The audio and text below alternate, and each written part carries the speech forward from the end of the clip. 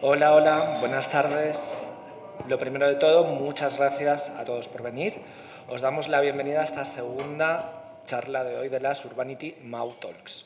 Se titula Nuevos lenguajes contemporáneos y para llevarla adelante hemos invitado a Jorge Isla y Octavi Serra. Bienvenidos. Dos artistas que paso a presentaros.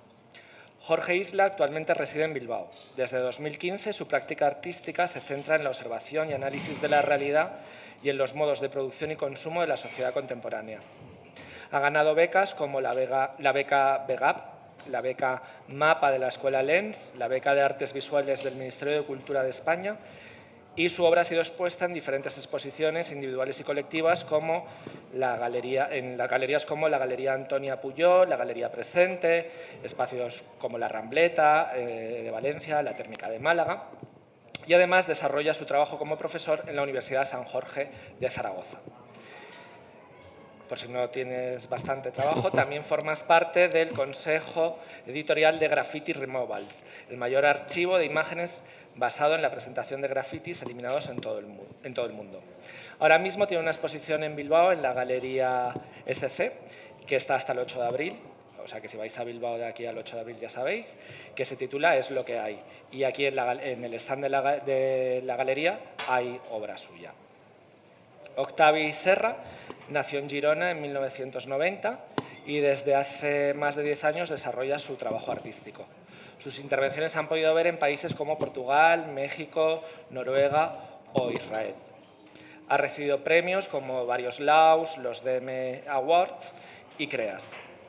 Además, actualmente lidera la edición del diario de Post Traumatic, que se vende online y también en espacios físicos de España, Francia, Alemania, Australia y México. Que, por cierto, de Post Traumatic tiene un stand aquí mismo, aquí arriba, así que no dejéis de pasaros para conocerlo mejor y para comprarlo. Y ya si os suscribís, vamos, Octavi se vuelve a Barcelona feliz. Pues para conocer sus trabajos, nada mejor que vosotros mismos, ya que estáis aquí, los presentéis. Entonces, si os parece, comenzamos con Octavi, luego yo haré algunas preguntas y luego preguntad todo lo que queráis, que para eso están aquí, para responder a todas las curiosidades. Pues adelante, Octavi. Hola, hola. Sí, me alejo demasiado del micrófono, ¿me avisáis? Bueno, yo soy Octavi, encantado de estar aquí. Y supongo que me haré un poco de explicación un poco cronológica sobre lo que hago y intentar excusar cosas tan absurdas como puede parecer esto. Todo esto empezó, yo soy de Girona, pero me fui a estudiar a Barcelona diseño de producto y durante la carrera, durante los años, se iba repitiendo como un briefing o un enunciado que era algo parecido a encuentra necesidades y problemas a solucionar a través del diseño. Y era un enunciado que a mí me suponía un reto bastante interesante y como me gustaba ese reto, ¿no? Pues encontrar problemáticas, intentar solucionarlas con aquello que en teoría es lo que hago y que me gusta, ¿no?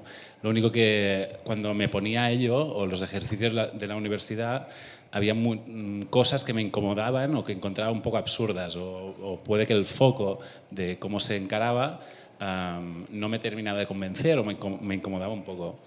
Voy a intentar explicarlo un poco, y es que, por ejemplo, hacer una lámpara, ¿no? Una lámpara responde a una necesidad o soluciona un problema muy claro, que es pues, espacios interiores, la iluminación, etc. Es decir, una lámpara no es para nada un objeto absurdo.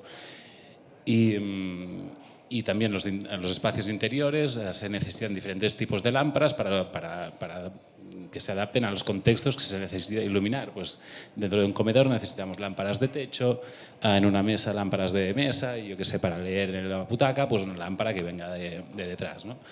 Lo que me parecía un poco absurdo o incómodo a la hora de diseñar era diseñar lámparas nuevas, ya que de lámparas existen muchos diseños desde hace muchos años y de cada uno de estos diseños pues también mucha producción.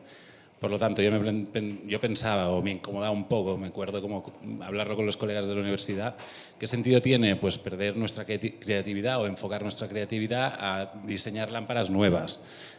Es un problema que ya está solucionado. Por lo tanto, supongo que el hecho de diseñar lámparas responde más a a un gusto de cada uno, de pues me interesa el diseño de producto, la iluminación, etcétera.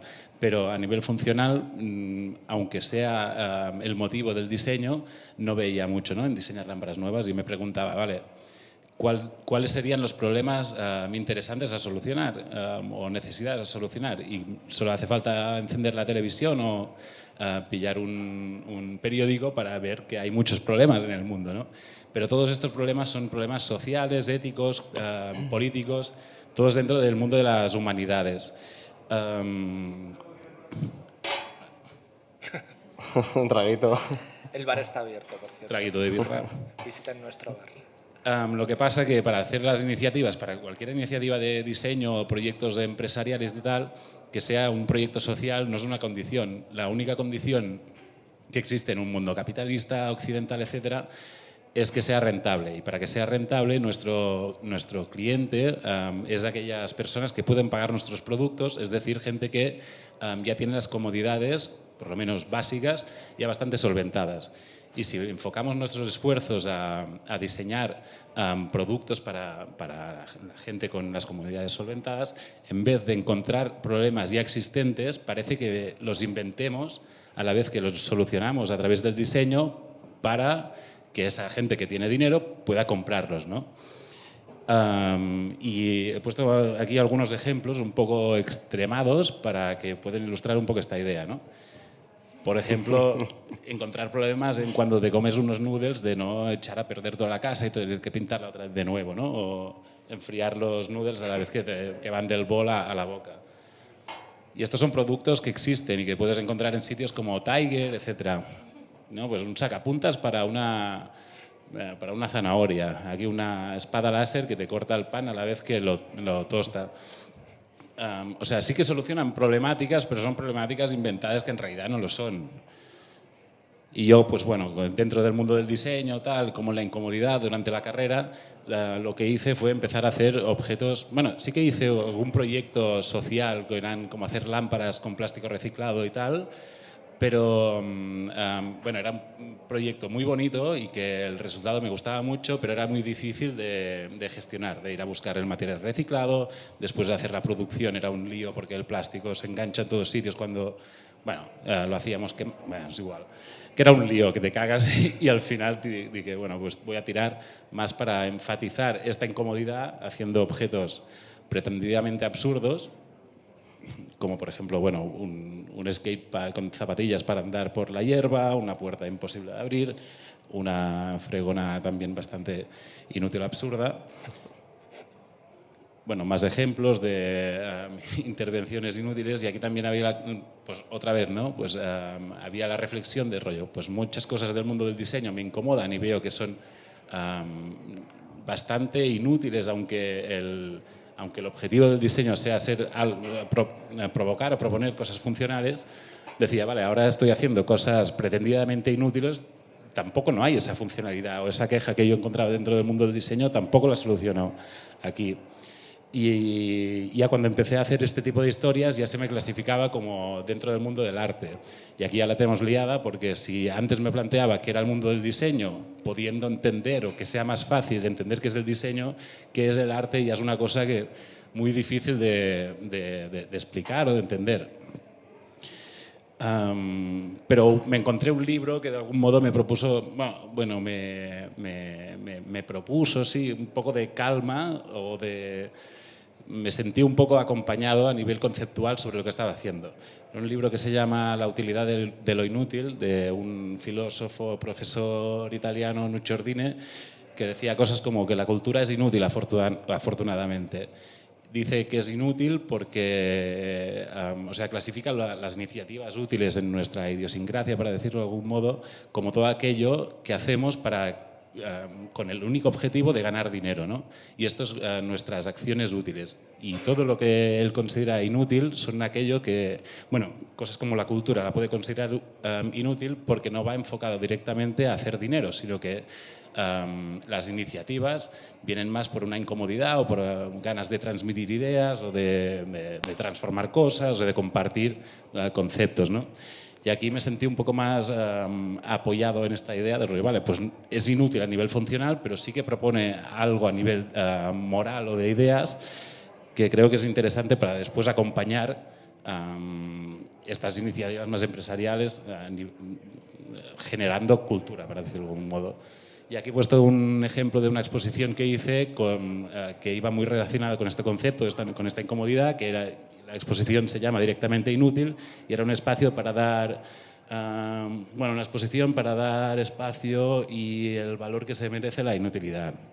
Y lo que me dediqué era coger objetos útiles directamente de IKEA e inutilizarlos a partir de diferentes historias.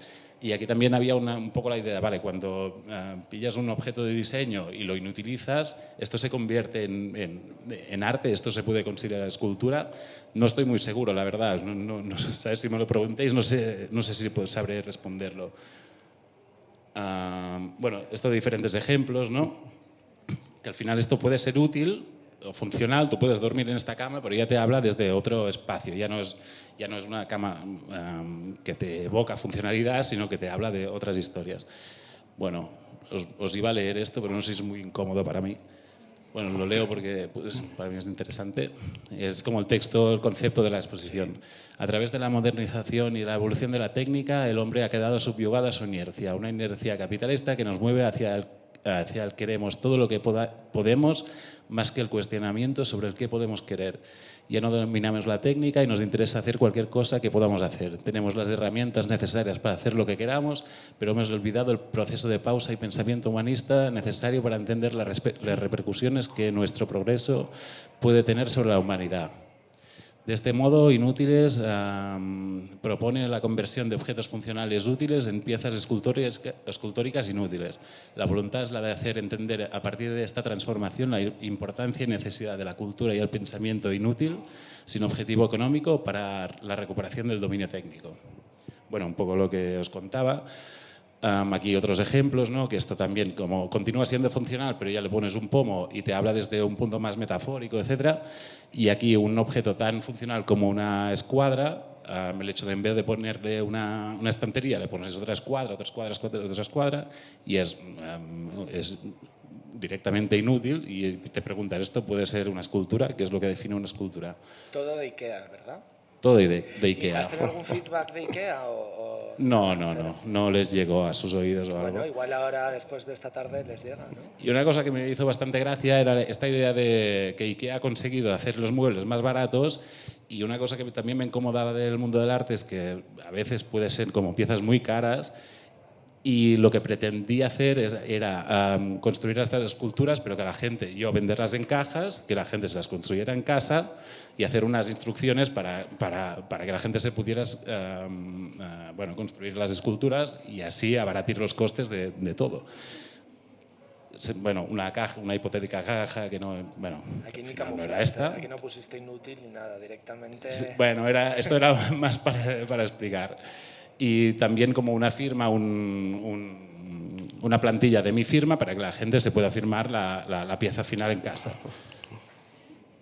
Otra instalación que también responde a incomodidades y que reflexiona sobre su condición es una exposición que hice en Múnich hace no mucho, que era un espacio donde daban habitaciones a diferentes artistas y cada uno hacía lo que quería. Y yo, una de las incomodidades que también tengo dentro del mundo del diseño es que a veces entro en una galería o en una exposición y me cuesta entender qué tipo de reacción tengo que tener o qué se me está explicando, y a veces me encuentro también de un modo frívolo diciendo esto está guay o no está guay, o es una mierda o no es una mierda. Y dices, bueno, pero ¿sabes? Como no sé muy bien qué estoy consumiendo, ¿sabes? Y aquí había un poco de esta historia, y lo que hice fue un escape room, donde había como indicaciones de rollo, pues cada uno en direcciones diferentes, y había como unas normas de indicaciones para tu supervivencia. También os lo leo porque me parece divertido. Juego individual, estás solo aunque tengas gente a tu alrededor. No puedes tocar nada, es arte. Lee este cartel demostrando tu interés. Puede que te ayude a entender algo o puede que no. En caso de pereza aguda no hace falta que termines de leer este texto. Es más, se permite no leerlo mientras se mira el papel con atención durante 2 o 3 minutos. Mirada fija y boca cerrada. Consumido ya el tiempo de rigor, entra en la habitación lentamente, con curiosidad y una ligera predisposición a consumir cualquier cosa. Recuerda no tocar nada, que es arte. Una vez dentro, intenta ser sincero. Suele ser difícil abstraerse del ruido que acompaña nuestra vida moderna, pero inténtalo. Siéntelo, gózalo, súfrelo. Opina sobre el contenido. Di que te gusta o di que no te gusta. Si dices que te gusta, siente lentamente. Si, por el contrario, dices que no te gusta, acompaña tus palabras con una disimulada pero visible mueca de desaprobación. Puedes también opinar sobre su calidad. Recuerda que la valoración de la calidad en el arte suele ser subjetiva, por lo que si acompañas tu opinión con una reflexión decente es imposible fallar. En el caso de no tener opinión, pero sin un acompañante, mantén el silencio a la espera de su opinión. Podrás apoyarla o refutarla según la relación con ese acompañante. No hace falta que opines sobre su inexistente opinión. Si quieres quedar bien, comparte su opinión. Si quieres disputa, refútala. Recuerda, es un juego de resistencia, no de velocidad. Bueno, había esta coña, unas indicaciones para salir victorioso de ello. Esto eran como proyectos que eran como reflexión sobre sí mismos, ¿no? ¿Qué es el arte? ¿Qué estoy haciendo? Etcétera. Pero después, como hay otra parte de mi trabajo que, recuperando estos objetos inútiles anteriormente, cuando hacía un intercambio de objetos, había muchos objetos que te contaban historias. Y a partir de aquí pues empecé a hacer también cosas que ya no eran reflexiones sobre ellas mismas, sino como de problemáticas sociales o cosas que me incomodaban más allá del mundo del arte. Cada una de ellas responde a diferentes historias. Esto era para un libro que iba sobre el futuro del mundo del diseño y el arte. Esto también, ¿no? Consumismo de ideologías, pues ya están construidas las maneras de pensar, pues yo me pillo esta. Bueno, reciclaje de plásticos, capitalismo, tema del amor, que puede ser súper bonito, pero también puede generar bastante ansiedad, naturaleza urbana, censura, religión.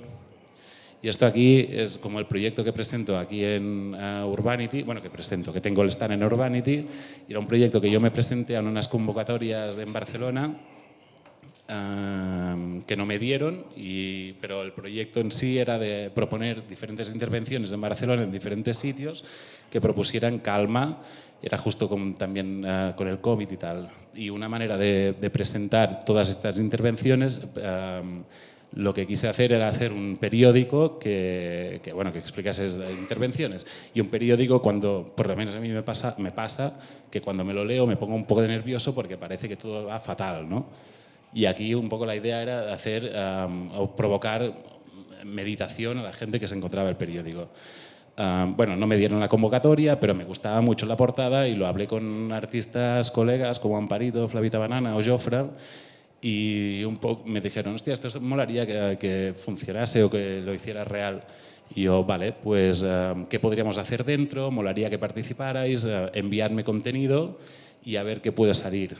Y me enviaron contenido y me gustó mucho, ¿sabes? Lo que me imaginaba, si preguntase a más gente lo que podría salir, y surgió la idea de Post-Traumatic. Y después ya me animé y empecé a contactar con artistas como referentes míos de toda la vida que me encantaban. Y yo era, bueno, pues ya con gente de mi alrededor, gente conocida y que me gusta mucho su trabajo, ya tenía un cartel que después gente desconocida podía ver y decir, bueno, pues me gustaría compartir espacio con ellos. William de Haan, un holandés que es bastante joven, pero a mí me flipa. Faith, que es, como supongo que muchos la conoceréis, que es ya muy conocida dentro del mundo del arte urbano. Mobster, que también utiliza la pintura, pero muy a nivel conceptual, casi con intervención. Steve también. Steve, hasta 39 Parido, Aida Gómez, ¿qué? 39 fueron, ¿no? El primero puede que sí, unos 39. En este segundo, unos 55, 60. Y al final, como el cartel de gente que quiso participar, ¿sabes? Que era un placer poder contar con ellos. Y una cosa que sí que pretendí a la hora de juntar a este tipo de personajes era que los festivales de arte urbano suelen tener mucho espacio para muralistas, pero hay gente muy potente a nivel conceptual que no tiene tanto espacio, porque ahí la producción ya está muy estructurada para realizar un mural, pero cuando se plantea una intervención con objetos o una instalación cuesta mucho más porque es todo nuevo, y etcétera, ¿no? Pero hay gente súper potente que no tiene espacio o tiene menos espacio en este tipo de circuitos, y decidí como hacer un grupillo que al final también son la gente que me gusta, ¿no? Y bueno, surgió el Post-Traumatic con todos los apartados normales de un periódico normal, como internacional, sociedad, política, deportes, etcétera, pero todo el contenido está creado por artistas que para mí son la hostia, ¿no? Pero claro, esto ya es más subjetivo. Esto era el primer número. Aquí, con una amiga, Sara, que está allí, hicimos una entrevista, ¿no? La contraportada, que normalmente es de entrevistas a gente, pues hicimos una entrevista a un artista sobre el mundo del arte, pero que el artista era incapaz de responder. Que a mí me pasa, que a mí se me preguntan sobre el arte, a veces digo, hostia, no tengo ni idea. Y bueno, eran como preguntas que me podía hacer a mí mismo, pero hechas a alguien que era incapaz de responder. Y aquí había un QR para que la gente pudiera responder y generar un debate y tal. Bueno, está como imágenes como más de comunicación y tal. Y después mucho trabajo, poco dinero, pero Montana sí que puso un poco de dinero y ya nos comprometimos a hacer el segundo número. Y yo no estaba seguro de si hacerlo o no, pero ya nos comprometimos, pedí contenido a toda esta gente, me enviaron, y otra vez surgió algo que mientras lo diseñaba, pues, hostia, me gusta mucho. Esto también como imagen de todo bien, ¿no? Como, por ejemplo, el tiempo. Esto me parece que era internacional. Este era el anuncio de Montana, que era, bueno, ya lo hacemos nosotros para mantener un poco el tono, que no hagan alguna cosa que no encaje con el... Bueno, y al final pues hacemos ahora dos periódicos al año, suscripciones, y quien se quiera suscribir pues estaremos encantados, estamos aquí arriba. Y ya está. Y ahora el fanzine, que no lo has explicado. Que sí, perdona, claro. Ahora hacemos como 2 periódicos al año, y todos los otros meses pues son un fanzine en formato de suplemento o idea de suplemento, como yo sé, el suplemento economía, Navidad, moda, hogar, deporte. Sobre distintos temas. Sobre distintos que es mensual, temas. ¿no? El fanzine. ¿Cómo? Es mensual. Es mensual, sí. Y hay los meses que sale el periódico se envía al periódico, y los otros meses se envía al fanzine con un print y tal. Aquí sí que es casi siempre con la misma gente, y lo que queremos ir direccionándolo es hacia hacer intervenciones o acciones en el espacio público reales, y aquí que sea un sitio donde se puedan archivar. Pero esto poco a poco. Ya estábamos como haciendo un segundo grupillo para que no sea tanto trabajo para ellos, porque de momento no podemos pagar, y es como... Aparte que es una voluntad mía que no sea otro proyecto artístico que sea un pozo sin fondo, sino que podamos pagar a los artistas, y que todo funcione también a nivel económico, que no sea para una voluntad porque nos gusta el proyecto, sino que realmente funcione. Y algo que también me gusta es que pues poder agrupar toda esta peña que normalmente sus proyectos pueden ser bastante caros, ¿no? Si trabajas con una galería, compras algo de esta gente, puede que sea muy caro. Y al final, pues agruparlos, sacar un periódico que puede costar 10 euros, es algo que creo que puede democratizar un poco su trabajo y llegar a bastante gente. Y también el hecho de que sea texto, imagen, no sé, queda un resultado que se lo doy a mis padres, lo pueden entender bien, les gusta, y que no están tan metidos, ¿no?, dentro de este mundillo. Bueno, y en definitiva, yo termino aquí. Vale, bueno. Pues entonces, Jorge, es tu turno. Venga. ¿Paso yo o...? ¿Este crees el No, tuyo? esto es Octavi. Hola, me llamo Octavi. ¿Cómo se cambia esto? Ah, vale. Que lo ponga el compañero, lo está cambiando. Ah, vale, perfecto. Entonces, quita la de él, pone la tuya, y cuando la veas en pantalla ya puedes jugar. Vale, perfecto. Y derecha, izquierda. Derecha, izquierda. Para adelante, izquierda. Venga, guachi. Bueno, pues mientras tanto yo soy Jorge. En principio, muchísimas gracias por invitarme, a Sara, a Urbanity, a Custodio por estar aquí, a Octavi por presentar antes que yo, y bueno, en general Ahora a sí. todos. Y yo presento un trabajo que se llama Hablando de España. O sea, no presento el curro que tengo aquí en la feria, pero presento un trabajo anterior que, bueno, viene un poco hablando de lo que sigo investigando ahora mismo con la fotografía o con el objeto, que es el límite un poco de la percepción y cómo la economía, bueno, como el capitalismo, de hecho, nos obliga a sufrir un poco la realidad que vivimos. Esta es la imagen como detonante del proyecto, que es un escaparate que está pintado en blanco. Cuando veo esto digo, hostia, ¿por qué nadie mira adentro? Lógicamente porque está pintado de blanco. Entonces empiezo a investigar un poco por qué este material. Este material se llama Blanco de España, que es un material que proviene de las Bellas Artes, que se utilizaba para imprimir los lienzos, para dar la primera capa antes de pintar con óleo o con acrílico. Y en este caso lo utilizan los operarios de la construcción para tapar cristaleras, en este caso es spray, que me hacía mucha gracia, la verdad. Lo utilizan para tapar las cristaleras para que la gente no vea qué pasa dentro, porque guardan maquinaria de obra muy cara, etc. Entonces, utilizan este material que proviene de las Bellas Artes. Una persona que, sin desprestigiarlos ni mucho menos, considero que no saben quién es Aitromli, no saben quién es Rozco, etc. Pero genera una gestualidad que tiene o sea, es igual que el expresionismo abstracto americano. Entonces la idea era como apropiarme un poco de este gesto que encontraba en la urbe y documentarlo y sacar como gestualidades o cosas que tienen una relación muy directa, o sea, que podrían estar en el museo perfectamente, pero que como no lo pintaba Cy Trombley ni Rothko, pues no estaba en el museo. Entonces todo este trabajo lo desarrollo en París porque era como la ciudad un poco de la moda, del capitalismo, de que tengo mucho dinero, pero París también tiene crisis económica. Y era pues, de una forma muy obsesiva ir buscando escaparates en blanco. O sea, pasaba por el Palais de Tokio y no entraba. Seguía andando para encontrar escaparates en blanco. Y era pues nada, documentar simplemente escaparates en blanco, gestualidades, hasta llegar un poco a la unidad mínima de materia, que era la forma. O sea, poco a poco en esta serie hay 5 barras, luego hay 4, luego hay 3, luego hay 2, luego hay 1 y luego llega el gesto. Y a mí el gesto es lo que más me parecía interesante, que era como esto, porque no está en un museo.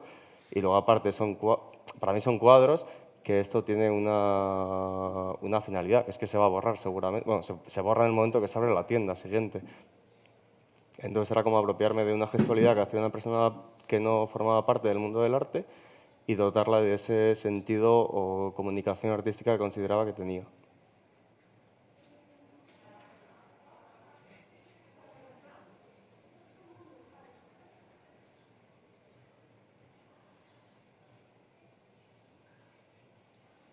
O sea, es un poco turra esto porque son todo No, lo imágenes que en blanco y dices es negro una iguales. maravilla. O sea, si queréis preguntar alguna cosa, sin fallo. Entonces era eso, o sea, descubrir cómo era el material, que era el Blanco de España, que viene de las Bellas Artes, como una persona que no forma parte de las Bellas Artes pintaba una serie de cuadros que para mí podrían formar parte tranquilamente de, yo qué sé, de la colección Guggenheim con esta Rothko y toda esta gente encima, en la parte de arriba, pero que no eran cuadros y que luego desaparecían directamente. Entonces la parte bonita para mí de este proyecto fue que, no sé si por suerte o por desgracia, mi primo trabaja en un banco y el proyecto este se produjo en el banco. O sea, era como... O sea, yo estoy hablando de la precariedad del capitalismo, de cómo las tiendas están cerrando, cómo los bancos están cerrando, y me parecía muy interesante cómo producir este proyecto en una entidad que estaba cerrando otras entidades. Entonces se formalizaba en un formato mural, era todo fotocopia, y estas fotocopias llevaban la marca de agua de BBVA. Era como, o sea, si BBVA surge la crisis, pues ¿por qué no o sea, ¿por qué no va a pagar BBVA la propia pieza, por decirlo de alguna forma? Entonces se formalizaba en, bueno, pues fotocopia directamente.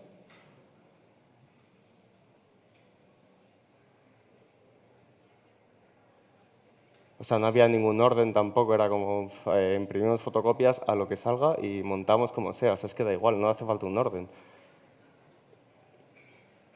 Y ahora mostrar un poco, pues con un formalismo pictórico incluso, si podríamos decir abstracción americana, o sea, un tipo de pintura que está muy pegada a nivel económico, mostrar un poco cómo es la crisis económica en España, en Europa, etc.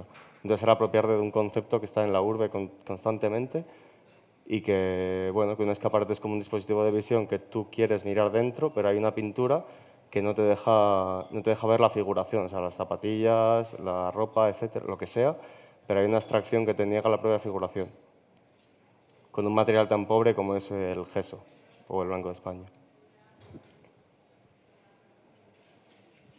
Pero ¿esto es cuando se cierra una tienda? ¿O cuándo es Cuando que...? entra en reforma o cuando se cierra.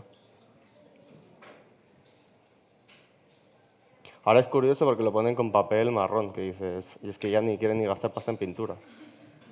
Es total, o sea, Y has hecho otra serie que es Marrón de España, ¿no? sí, bueno, eso era un chiste un poco. Ah, bueno, Porque me eso. parecía como un poco cómico, ¿no? Como... Pero sí, era como... O sea, a mí este proyecto me pareció muy interesante, o sea, muy interesante para mí, desde... O sea, cómo hablar de la crisis sin tener que formalizar a nivel... O sea, sin invertir dinero para formalizar, ¿no? Y dejar como, pues no sé, como un proyecto...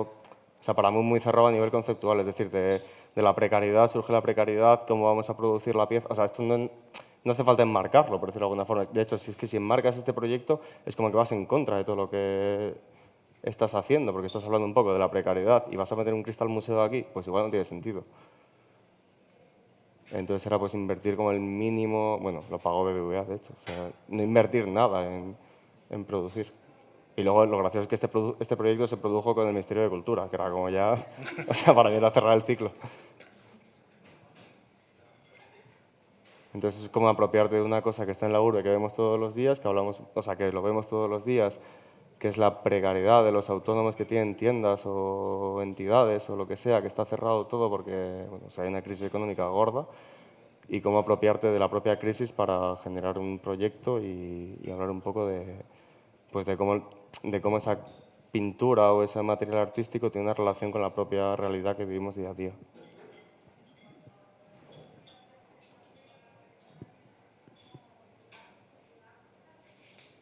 Y bueno, luego aquí a la derecha estaba un operario de la construcción borrando esa pintura para evidenciar que desaparecía, o sea, que no dura. O sea, un cuadro de Rothko puede durar toda la vida y tiene un criterio de conservación y tiri, pero esto no, o sea, tiene más o menos la misma gestualidad como Cy Trombley, etcétera, pero no tiene una conservación porque desaparece, porque hay otra entidad o otra tienda que va a entrar después de este blanco.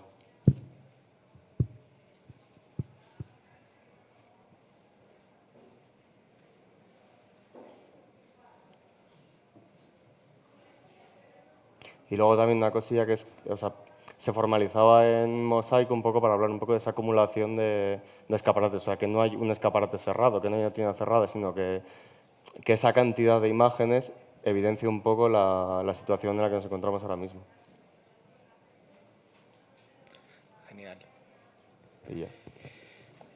¿Eh? ¿Qué? Sara, Venga. ¿qué ha dicho? Que va a poner la otra presentación. No oigo. Que va a poner la otra presentación. La de Blanket, ¿La de? la de la exposición de Bilbao. Venga. Si da tiempo, sí, si no, no. O sea, preguntas, dudas.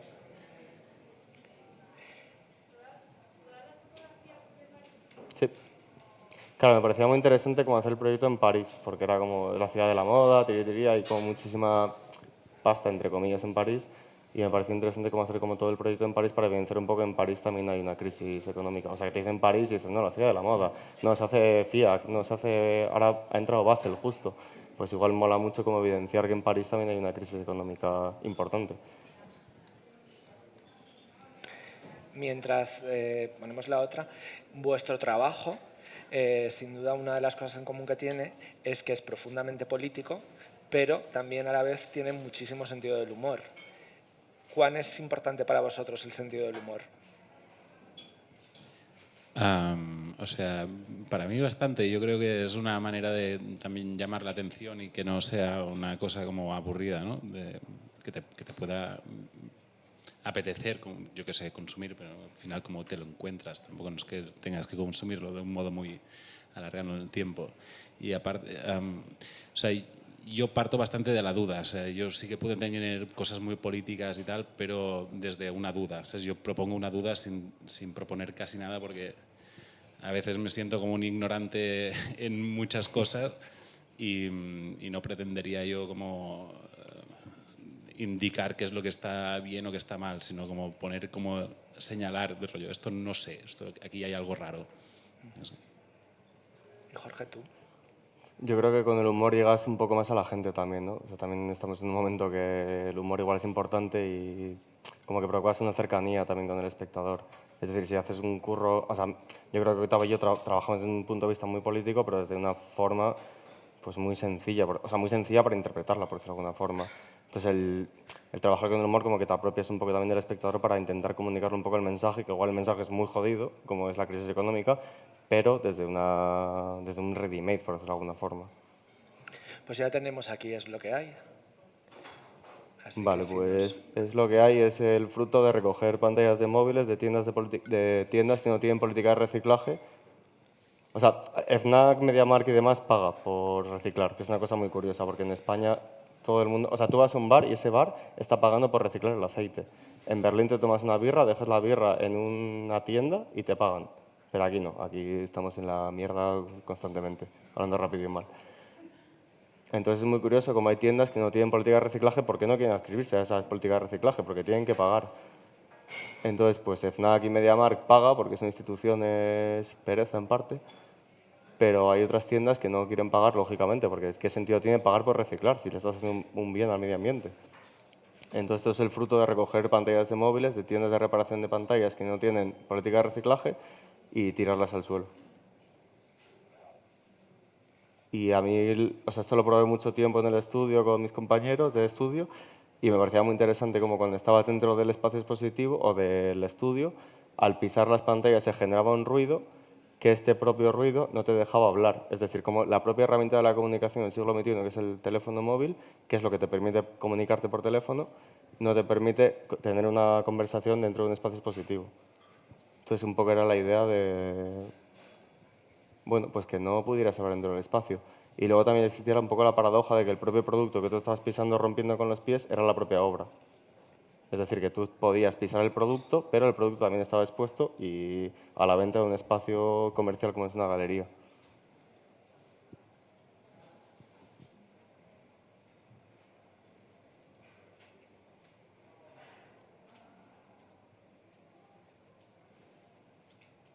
Luego las piezas se formalizaban con o sea, pantallas pegadas sobre divons y luego lleva un bastidor trasero para que parezca que está flotando, como que parece que está cayendo.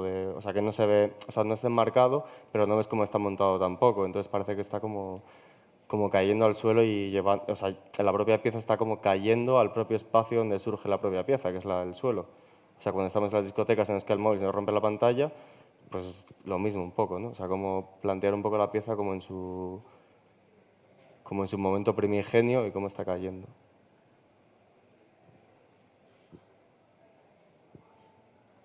Y a mí lo interesante de esta exposición me pareció un poco pues, el pisar el propio producto, es decir, o sea, pisar la propia obra que se está comercializando. Es decir, ¿por qué tiene un valor una obra cuando el material está en el suelo?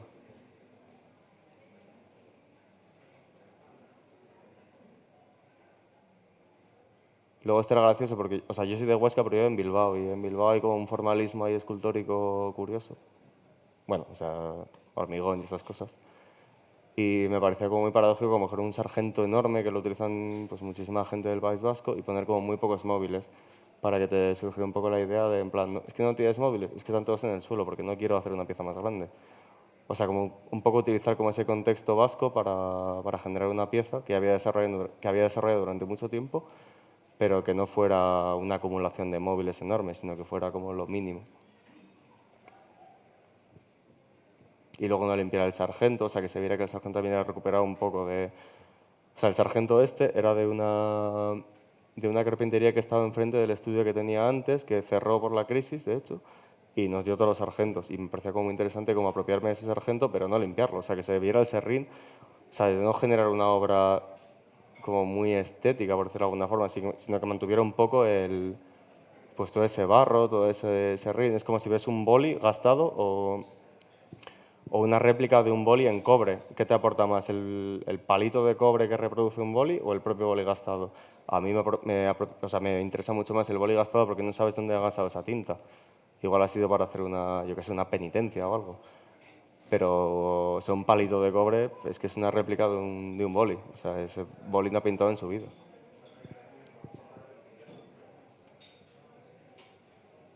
Y es que tampoco hay mucho más. O sea, para mí la expo este es el suelo. O sea, bueno, que Sergio me hiciera el favor, de hecho, de que me dejara poner todos los móviles en el suelo, porque tuve otra oportunidad de hacer una expo con móviles en el suelo y me dijeron que no, porque porque no es fácil, ¿no? A nivel galería comercial, y que Sergio me dejara el tirar como todos los móviles que tienen en el suelo, pues era como una oportunidad para Hasta hacer el lo que 8 de abril, quien quiera pisotear esos móviles, tener la oportunidad en Bilbao, en la Galería SC. Nos hemos quedado sin tiempo, pero si hay alguna ultimísima pregunta, podemos tener. ¿Alguna curiosidad, alguna pregunta que tengáis? Dale. Hola, ¿fue difícil conseguir los móviles? En plan, cuando... Pues al principio es que tú vas a una tienda y les dices que es para una obra de arte y te contesta un pakistaní o un chino sin tener necesidad de increparles ahora mismo y te dicen que es una obra. Y pues no, pero entonces te buscas el chiste y dices que eres ingeniero, que haces un máster de política de reciclaje y te dan. Eso es como intentar convencerles a ellos. Luego tú a ellos les haces un favor realmente, porque ellos tiran los móviles a la basura. Pues tenemos que dejarlo aquí. ¿Podéis vivir ya de vuestro trabajo? ¿Estáis ya en ese punto como artistas? ¿O aún no? Yo no del todo. O sea, yo me dedico a diseño gráfico con una empresa que tenemos con mis padres pequeñita, que hacemos libretas y agendas y hago diseño, web y tal. Y entre una cosa y la otra, o sea, entre mi trabajo más artístico y postraumático y esto, con esto voy sobreviviendo. Tampoco. O sea, yo trabajo de fotógrafo y esto es como un plus. O sea, cuando cuando vendes alguna pieza, pues te da como para disfrutar un poco más la vida, pero yo no vivo del arte tampoco. ¿Y os tienta hacer NFT? Eso que estamos ahora en esa ola. Y es que a mí me cuesta mucho entender el concepto y el por qué. O sea, no sabría ni el por qué lo hago, qué tipo de persona puede estar interesada. Me cuesta mucho. O sea, en el momento que lo entienda, puede que, o sea, no lo niego para nada, pero me cuesta mucho de entender, la verdad. Y he hecho como un proyecto, un festival como de arte urbano dentro del Minecraft, una cosa muy rara, porque tampoco no sé muy bien qué es el Minecraft. Pero hicimos intervenciones dentro del Minecraft y se han hecho unos NFTs y ahora están a la venta. Y se venden por 600 euros nuestras ¿Y intervenciones. tú no recibes nada de ahí? Nada. Sí, si se vende el NFT que, ¿sabes? De mi propuesta, sí. Pero... ¿En euros o en criptomonedas? ¿Cómo? ¿En euros o en criptomonedas? O sea, si recibirás... Es que no lo sé. No lo sabes. O sea, yo le pregunté, bueno, gestiónamelo tú porque yo no entiendo nada. Y es un poco lo que ha pasado. Y Jorge, tu Instagram tiene ahora .nft, supongo que es por esto, o no tiene nada que ver. Me parece, o sea, a mí el NFT parece como... O sea, si la fotografía aún no está prescrita dentro del mundo del arte, o sea, si la pintura sí, la escultura también, la fotografía tiene una vida de 140 años, más o menos 150, y aún cuesta, ¿no?, que la fotografía sea un lenguaje artístico. A mí Instagram me parece un poco como el NFT, que es una falsa ficción que está ahí, que tú... O sea, yo subo una foto de la playa y parece que estoy en la playa ahora mismo, pero estoy aquí. Entonces me parece un poco una falsa ficción. O sea, no entiendo cómo se ha podido prescribir tan rápido. O sea, prescribir tampoco, pero no se ha prescrito, pero... O sea, ¿por qué la peña está pagando tanta pasta por una movida digital que aún no sabe si es una obra de arte o no es una obra de arte? Bueno, que es una obra de arte también, pero nunca haría uno. Pues con esto ahora sí tenemos que dejarlo aquí, que tenemos la siguiente. Muchísimas gracias. Gracias.